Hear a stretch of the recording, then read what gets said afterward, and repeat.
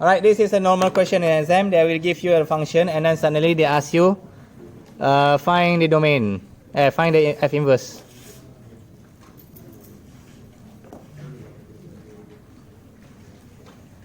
It can be something like that.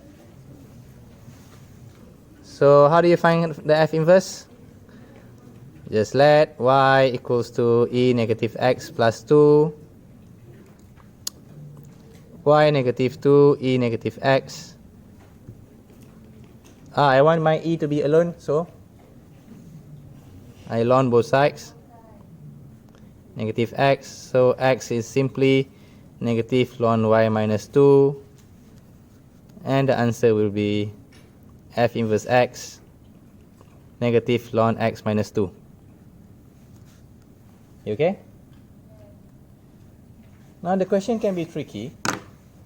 It depends on how tough it is. Now they ask you find the domain. Find it. If it's more crafty, it will ask you find the domain and range.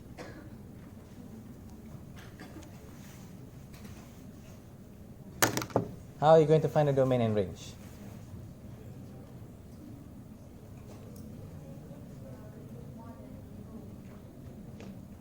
If you can calculate like that, it's doable, but it's tough.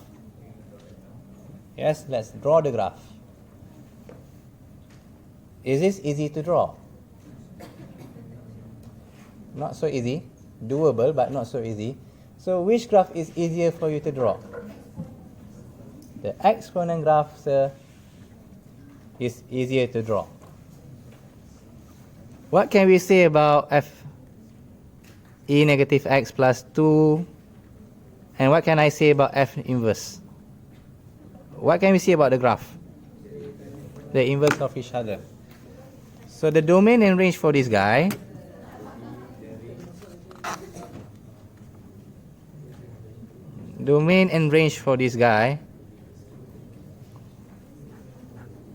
is the exchange of domain and range for this guy. It's a normal question in exams where you need to figure out. It's doable drawing this one. I'm not saying it's wrong, but I say this one is a lot easier to draw. So the graph of fx e negative x plus 2, sorry, keep on doing that mistakes.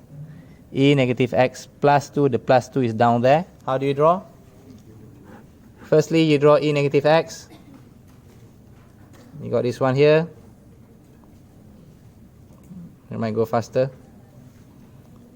What about here? What's the value? The value of x is 0. No, not the plus 2 yet. 1. Okay? And now what happened? You plus 2? Yes, now it becomes 3. That's why it's important for you to start with this one first. If not, you're going to make the same mistake as you did just now.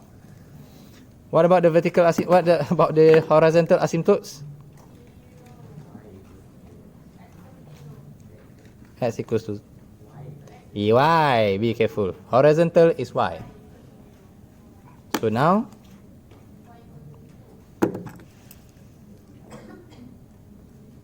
the 1 is down there. Sorry about it.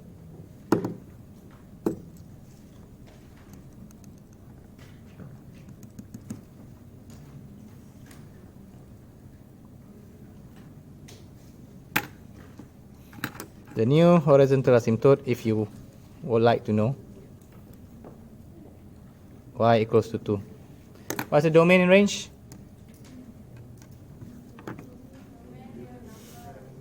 All real numbers. What about the range?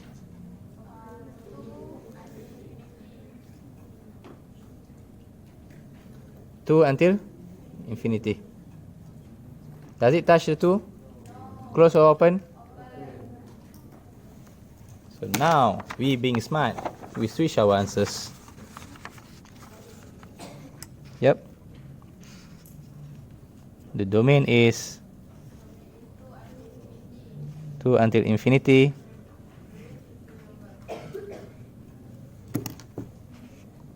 Right? Of course, you can ask yourself, sir, how does the graph looks like as well, sir? Simply flip it up. I'm going to trace from here.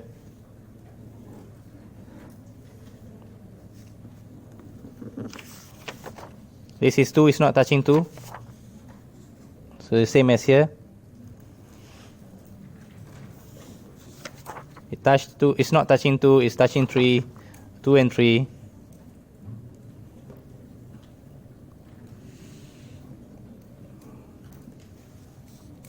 Not so easy. Alright. So the domain, as you can see, is 2 until infinity. Oh, we are right about that, the domain.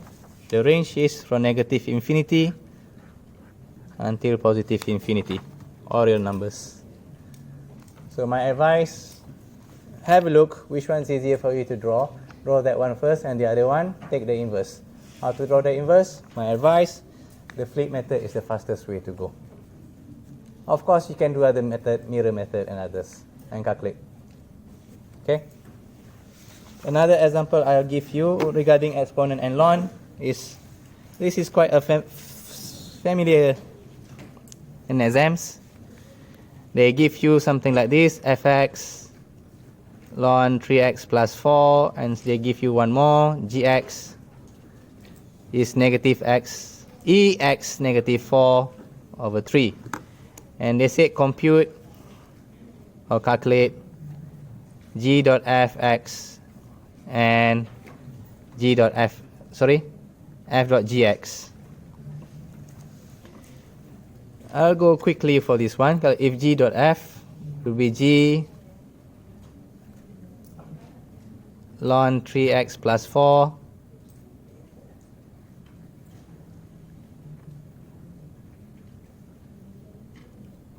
and now e ln 3x plus 4 minus 4 over 3.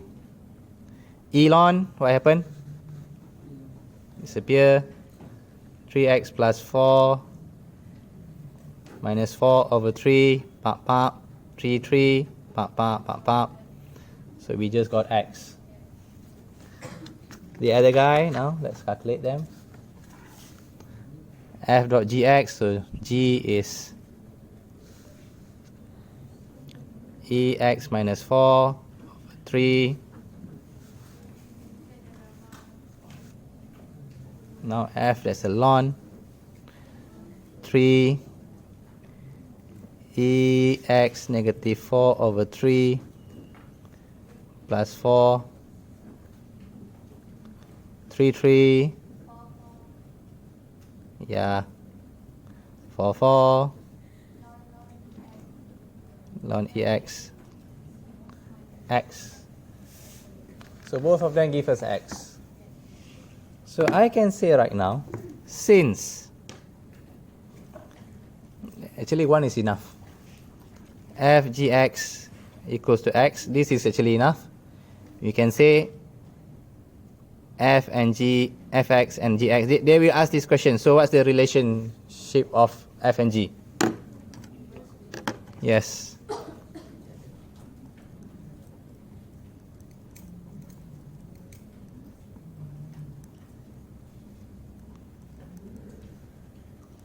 fx and gx are inverse of each other.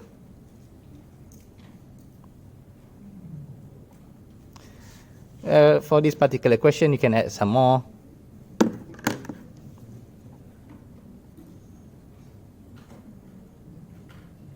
This question only. gfx as well.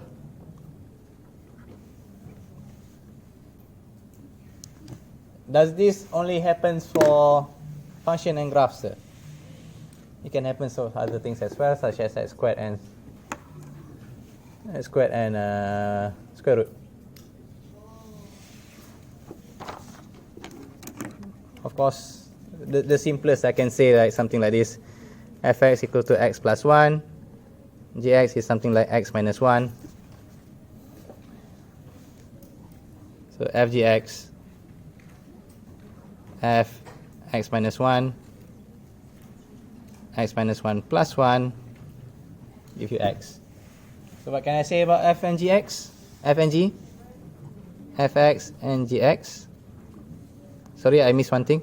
Since f gx equals to x, fx and gx are inverse of each other.